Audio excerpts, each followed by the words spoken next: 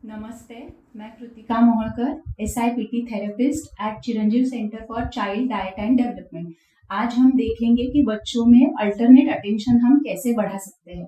जैसे हमने देखा था अटेंशन के जो टाइप्स है, जिसमें sustained attention, selective attention, alternate attention, divided attention, executive attention, ये सारे आते हैं। आज हम देखेंगे कि अल्टरनेटिव अटेंशन कैसे बढ़ा सकते हैं।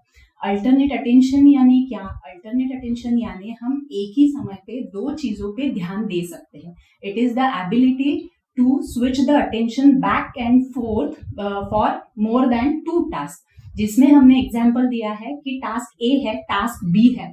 अगर आपने टास्क ए किया, बाद में बी पे ध्यान दिया, वापस आपने ए टास्क पे फोकस किया और बी पे शिफ्ट हो गए, तो this is shifting attention, is called as alternate attention.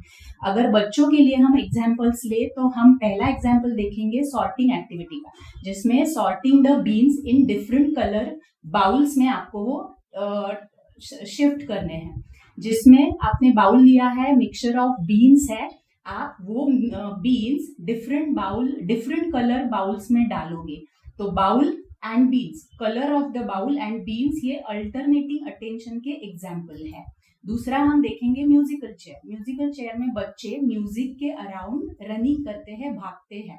उसमें म्यूजिक एक अटेंशन का पार्ट है और जब वो चेयर पे बैठते हैं वो दूसरा अटेंशन का पार्ट है। तो this is again alternating attention activities.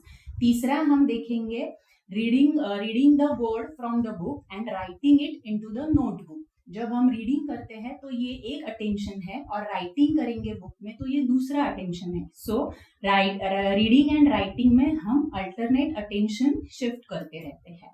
अभी ये अटेंशन हमें किस चीजों के लिए लगता है, इससे क्या मदद होती है? अल्टरनेट अटेंशन हमें नई चीजें सीखने के लिए मदद करता है। ये फोकस एक जगह से दूसरी जगह से शिफ्ट करने में हमें मदद करता है।